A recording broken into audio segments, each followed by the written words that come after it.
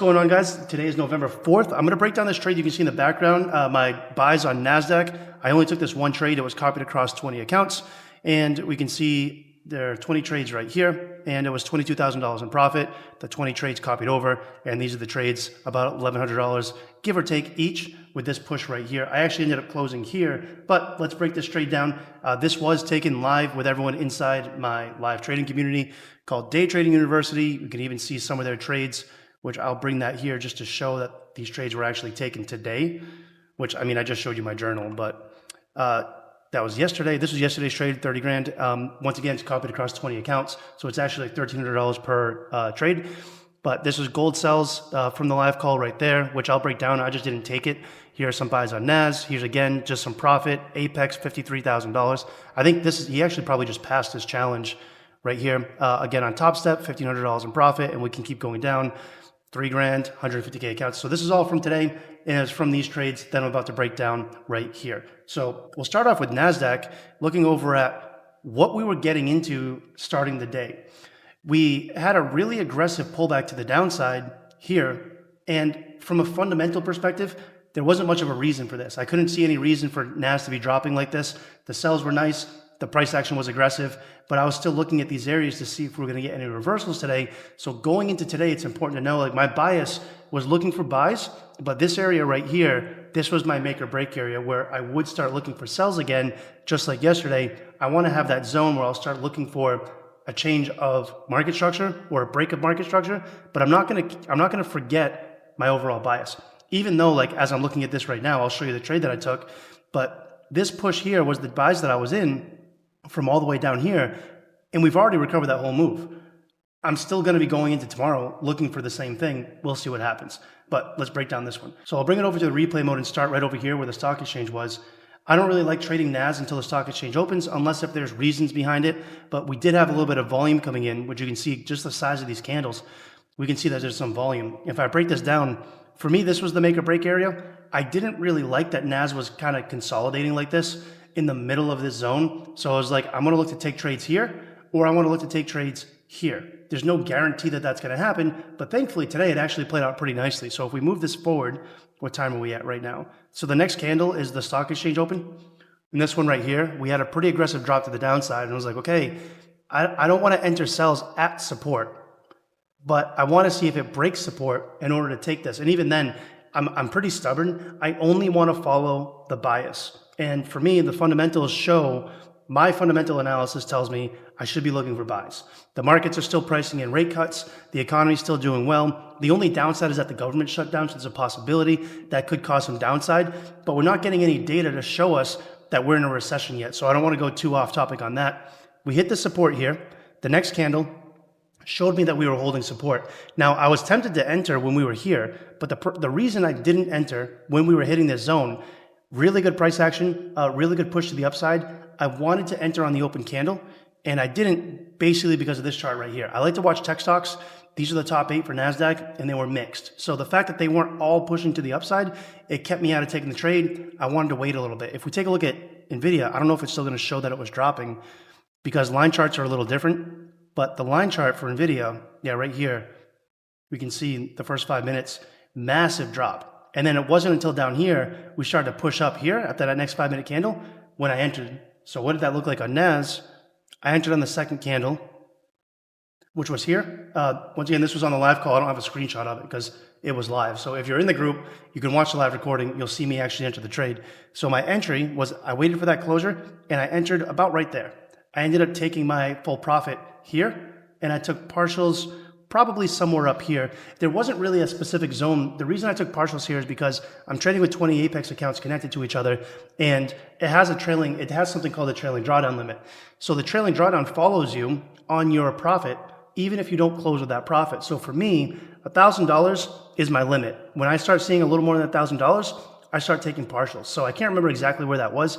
It was somewhere over here. I mean, I took 15 contracts on $1,000 with the entry down here. It was somewhere up here. And then I ended up closing with another like 300 or something when I took the full position here.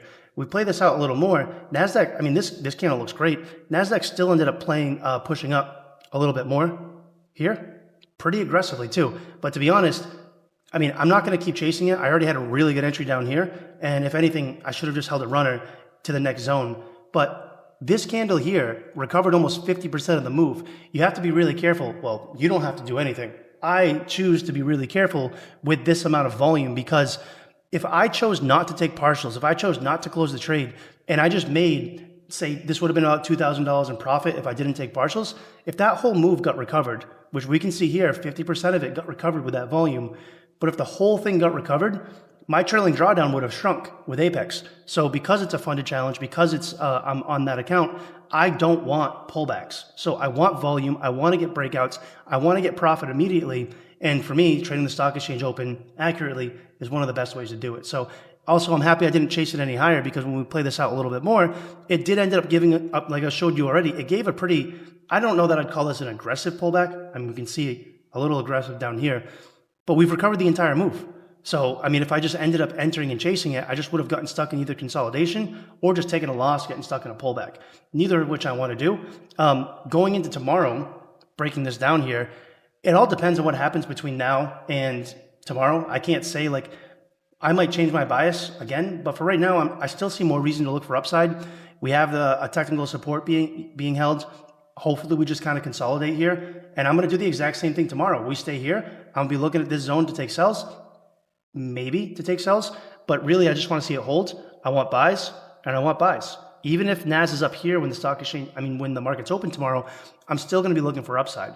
So my bias hasn't changed, but I will look at these technical zones during the stock exchange open to take sells if I see volume and price action for it, like we got on Monday. It's not that common that this happens, but sometimes we can capitalize on the pullback. I'm fine with it. Even when I look at NAS here, I took buys here, and I ended up taking partials and profits here. I took buys again somewhere in this one.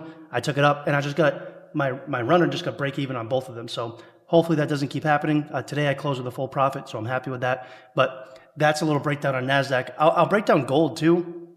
Honestly, I don't think there's much to say about gold. It's a pretty easy entry. The first entry I saw was right here, where we got this break of support, and the second one was right here, another break of support. They're just breakout entries. And then the stock exchange open, we just melted. My problem with gold, ever since the government shut down, is the price action's been a little tough, but I do still like, I've been telling everybody, I like sells more than anything. I think there's more reasons for downside than there is upside. The only reason for upside with gold being a safe haven is the fact that the government's still shut down. And when you think about the government being shut down, it's like, why would that cause gold to push up? It would be because of market fear, right? Gold's a safe haven. When there's market fear, gold typically pushes up. If you take a look at what gold was doing here, this whole time, right down to here, the end of September, this entire time is when the government shut down, the US government, right? So this whole time for the whole month of October, it was just pullbacks, consolidation, and breakouts for buys. This was the bias the entire time. So what happened here? Inflation data came out lower. That's bad for gold. Well, bearish for gold. Also, we're getting a lot of ceasefire and wars ending thanks to Trump. So we're getting a lot of downside and geopolitical tensions ending, and that's helping gold push to the downside. But realistically, when you compare this price action here to this, it's complete trash. It's just not as easy to trade. If you go back and look in gold in 2016 when Trump was in office, it just consolidated sideways for like a year. I have a feeling gold might do that again. I still see potential for more downside because we've hit all-time highs so many times.